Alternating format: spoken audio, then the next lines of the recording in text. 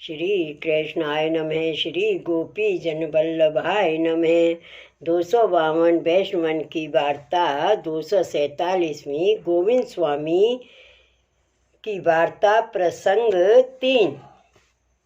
और गोविंद दास श्री यमुना जी में कबहू नहाते नाही, पाँव हुई श्री यमुना जी में बुड़ाते नाही, कूप के जल सो स्नान करते, श्री यमुना जी की रेती में लौटते, अंजलि भर जल लेते सो पी जाते, और आचमन हु न करते, जो उनको श्री यमुना जी पर ऐसो भावतो।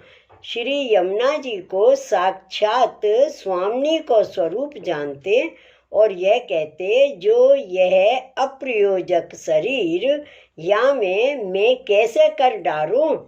ऐसे श्री यमुना जी को स्वरूप अगाध भाव संयुक्त है, ताको विचार करते। सो वे गोविंद दास ऐसे भाव संपन्न हते।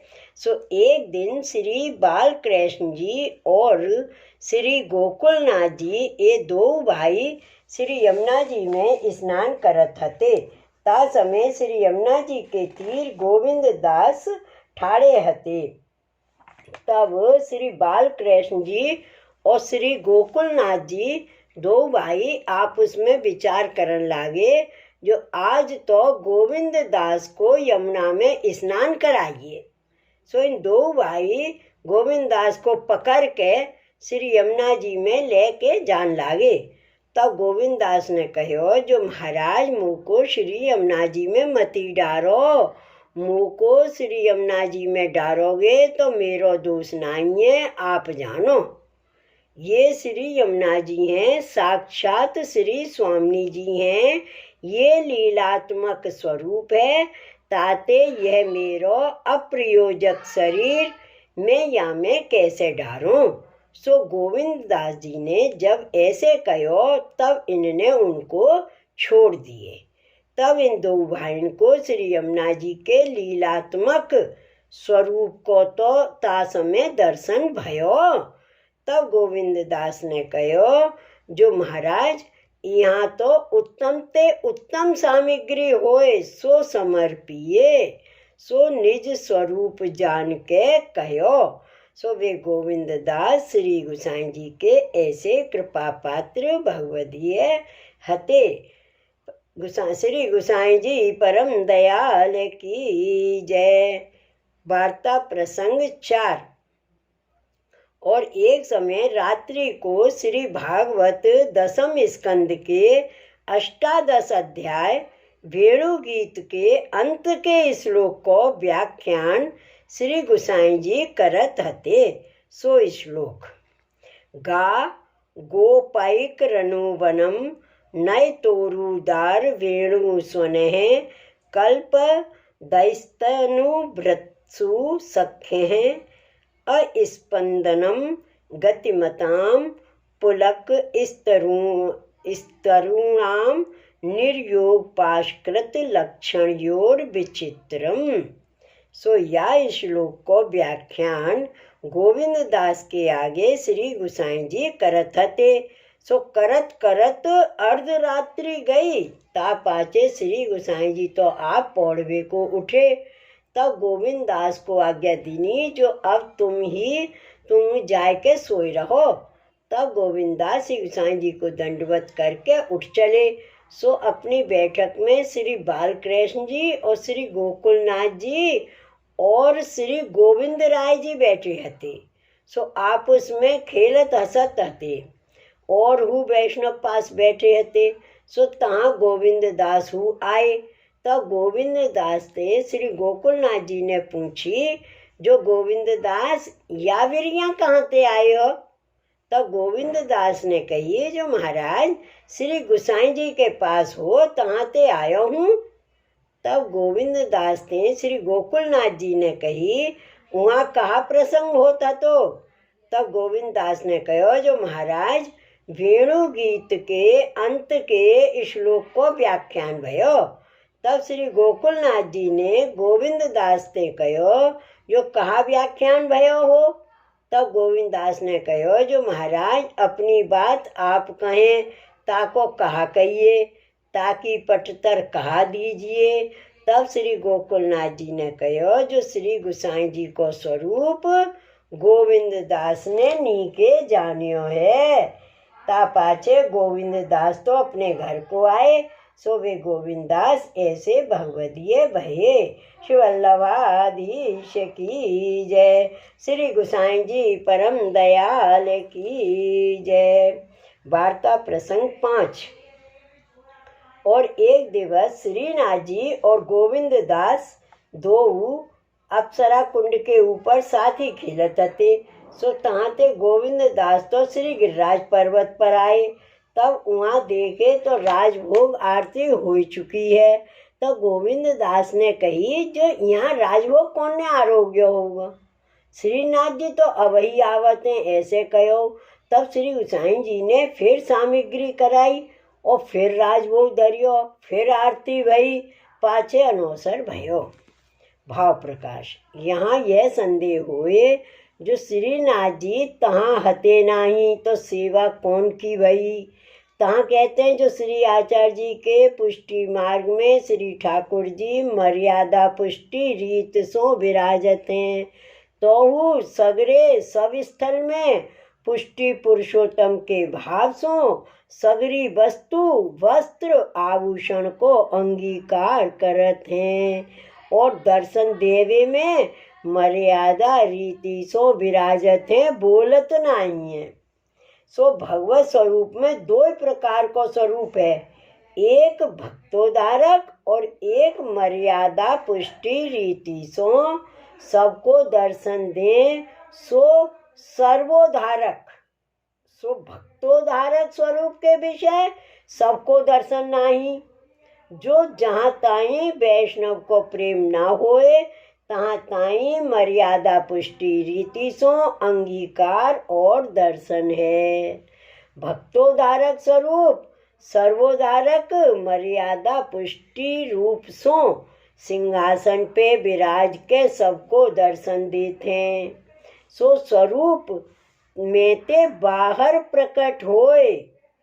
जय हो प्रभु।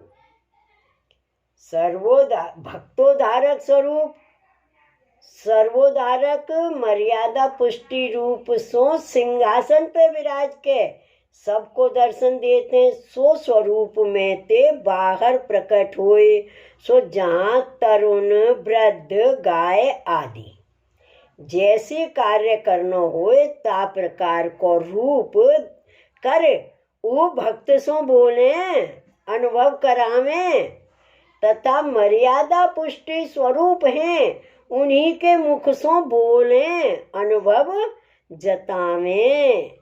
सो यहाँ भक्तोद्धारक स्वरूप को अनुभव गोविंद स्वामी को है और श्री गुसाई जी ने जो राजभोग धरियो, सो श्री आचार्य जी की मर्यादा अनुसार श्रीनाथ जी ने सर्वोद्धारक रूप सो आरोग्यो। तो गोविंद स्वामी जैसे भक्त के विषय अनुभव सो श्री गुसाई जी ने फिर राजभोग धरियो, ऐसे जाननो।